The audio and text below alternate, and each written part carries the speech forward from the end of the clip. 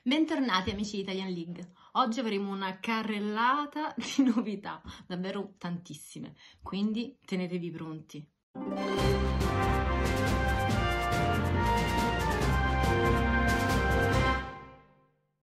Oggi parleremo innanzitutto dell'evento della sostenibilità che partirà il 20, poi parleremo invece dell'evento dell'amicizia del 24, parleremo ancora dell'ora in primo piano del 20, quindi domani essenzialmente. Come se non bastasse, parleremo dell'evento di Pokémon Snap che inizierà esattamente il 29 e poi verso la fine, come al solito, avremo il nostro riquadro del PvP. Questa volta parleremo nello specifico della Lega Remix. Come al solito vi consiglierò i team e quelli che sono i Pokémon migliori da utilizzare. Vi ricordo che terminerà esattamente il 26 e avremo un focus, un primo piano riguardante Diggsby, un Pokémon molto interessante, soprattutto se portato al 50.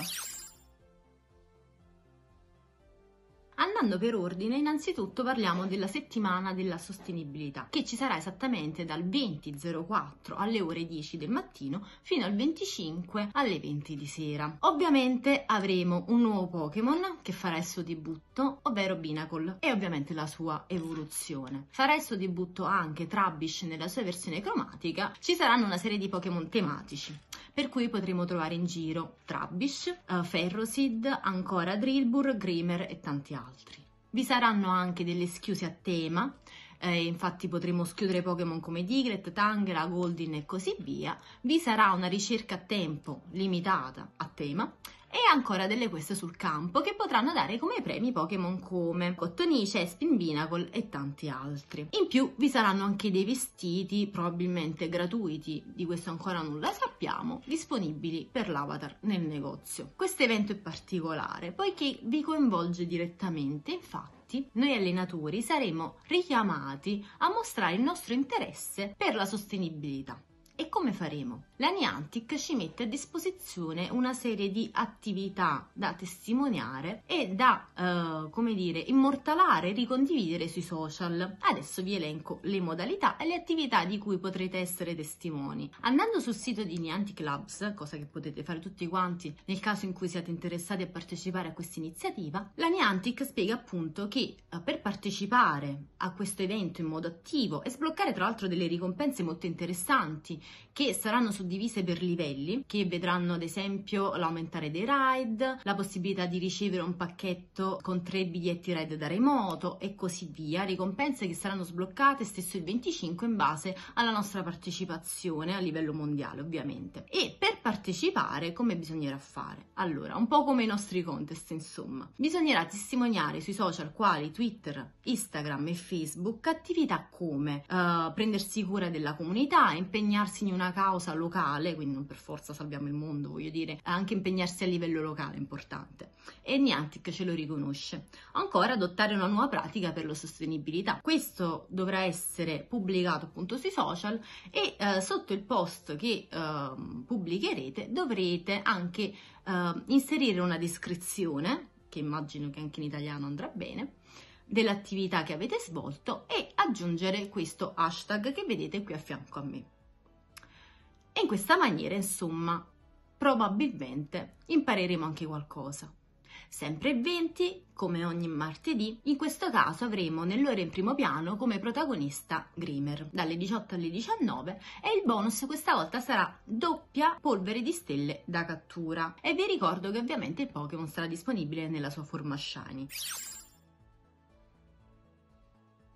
Dunque, dalle 11 alle 14 del 24 vi sarà questo super evento, molto concentrato, intenso e ricco di bonus. Innanzitutto vi sarà uno spawn aumentato dei Pokémon d'erba. I punti saranno triplicati alla cattura, gli aromi e ovviamente i moduli esca dureranno 3 ore. Gli scambi fino alle 17 ora locale potranno essere fatti a una distanza di 40 km con i nostri amici e sarà anche implementata la possibilità di ricevere Pokémon fortunati da questi scambi. Poi, sempre per aumentare la possibilità di raggiungere il livello 50 più velocemente possibile, vi sarà una sfida globale che farà sì che, ovviamente, se completata nei suoi step, ci consegnerà esattamente ben 20.000 punti per ogni ora, per un totale di 60.000. E ancora vi sarà una sfida di collezione che ognuno di noi dovrà completare all'interno delle 3 ore disposte per l'evento, che ci darà come premio ben 100.000 punti. Quindi, insomma, è un super evento da non perdere. Piccola chicca, alcuni articoli, alcune voci hanno fatto notare che nella copertina dell'evento potrebbe individuarsi un Kecleon, un riflesso su un albero, come potrete vedere qui a fianco l'immagine. Chissà se quindi effettivamente è l'ombra del Pokémon che tutti quanti aspettiamo con ansia, o semplicemente una trama dell'albero che ci sta prendendo tutti in giro. Chissà. Ora, per terminare la saga degli eventi, parliamo dell'evento dedicato a Pokémon Snap, questo gioco per la Switch che esattamente uscirà il 30, ma l'evento per noi, celebrativo tra parentesi, inizierà esattamente il 29 alle ore 10 e terminerà il 2 di maggio alle ore 20. Bene, Smeargle comparirà più facilmente dalle foto e sarà possibile trovarlo nella sua versione cromatica, che tra l'altro è molto carina. E tuttavia, alla fine di questo evento non sarà più possibile trovarlo nella sua versione shiny. Per questo impegnatevi a fare foto. Del resto, infatti, l'evento è tutto incentrato sulla fotografia, tanto che nel negozio sarà possibile anche trovare un oggetto, ovvero una macchina fotografica, che il vostro personaggio potrà indossare, ma anche se non la indosserà, potrà ovviamente scattare foto. Ci sarà infatti una ricerca a tempo limitato e ancora delle ricerche sul campo, le solite che conosciamo, che ricomprenderanno l'attività di fotografia. E, come se non bastasse, durante questo evento vi saranno una serie di Pokémon ispirati alla regione di Lentil, scusate la. E per questo, insomma, Pokémon ispirati a paesaggi sottomarini, giungle, deserti, per cui potremo trovare lo stato selvatico, Pokémon come Lotad, Cacnea, Ducklet ed altri. Nei raid invece troveremo Pokémon come Trapinch, Vaporeon e Meganium. Prima di passare al lato PvP della nostra rubrica, annunciamo il nostro momento del contest del verso. Who's that Pokémon?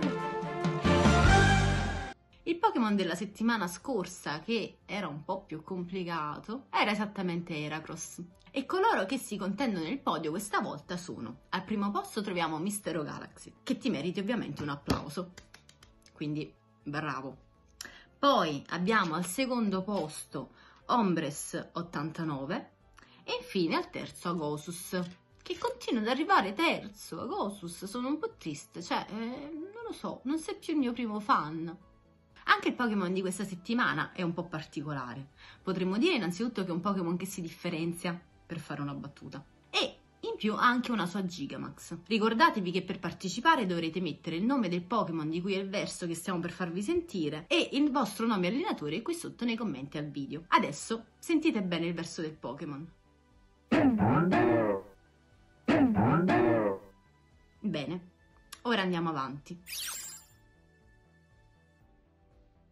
Finalmente siamo arrivati alla parte finale della rubrica, che tratterà come al solito il PvP. In un primo momento parleremo della Lega Remix. Vi ricordo che questa lega è una sottospecie di rivisitazione della Lega Mega e che perdurerà fino al 26 di aprile con delle limitazioni. Vi ricordo quelli che sono esattamente i Pokémon che sono stati bannati, anche se ovviamente dovreste già conoscerli nel caso in cui la stiate facendo. Allora, i Pokémon sono Venusaur, Raichu in entrambe le forme, Stunfisk in entrambe le forme, Azumarill, Marowak in entrambe le forme, Umbreon, Skarmory, Swampert, Galvantula e Talonflame. Ora però vi andiamo a dare una serie di consigli. Nel caso in cui ancora stiate facendo difficoltà a trovare un team, come al solito consultando il nostro carinissimo sito PvPoc, a cui facciamo sempre riferimento, vi vado a dire prima quelli che sono i Pokémon preferiti, insomma, da utilizzare in questa lega, e poi i team.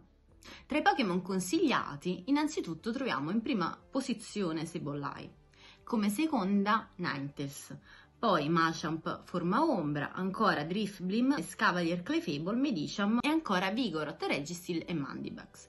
Invece per quanto riguarda i team consigliati vado ad elencare quelli che sono i primi 5 che riportano il maggior numero di vittorie, così che magari se vi stanno andando male le lotte, anche se mi auguro di no, potrete rimettervi a passo in questo tempo rimanente fino al 26. Ovviamente vi ricordo che il primo Pokémon che vi dico deve stare in lead, cioè deve essere il primo Pokémon della squadra. Il primo è composto da Jellicent, Ninetales, Dialora e Vigoroth, il secondo invece è composto da Bastiodon, Medicham e Sebollari, il terzo da Medicham, Ninetales, Dialora e Registeel, il quarto da Ninetales, Dialora, Toxicroak e Vigoroth e infine l'ultimo è composto da Medicham, Deoxys, Forma Difesa e Registeel. Per tutti quelli che sono i moveset e gli altri dettagli, come al solito vi consiglio di andare a visitare il sito PvPoke, che è sempre, diciamo, come dire, la fonte del PvP principale. Ovviamente, insomma, come vi dico sempre, altri consigli li potrete trovare nelle nostre puntate precedenti diciamo, di questa rubrica di Italian League e ovviamente anche sul canale Telegram di Italian League, che come vi ricorderò dovete ovviamente seguire per essere sempre aggiornati al passo e anche per rivedere ovviamente quelli che sono gli eventi di cui io vi parlo all'interno delle rubriche. Già che ci sono, vi ricordo anche di mettere mi piace e di seguire quelli che sono i profili di Italian League su Instagram, su Facebook e ovviamente su Telegram. Adesso invece facciamo un breve focus, ma intenso, riguardante Diggsby, un Pokémon molto interessante. Innanzitutto diciamo che Diggsby è ovviamente l'evoluzione di Bunnelby, Pokémon da utilizzare solamente in Lega Mega, da portare a livello 50. Per quanto riguarda il rank 1, da portare a livello 50 esattamente lo 0-15-13. È un Pokémon di tipo normale e terra, per cui le sue debolezze sono esattamente erba, acqua e lotta.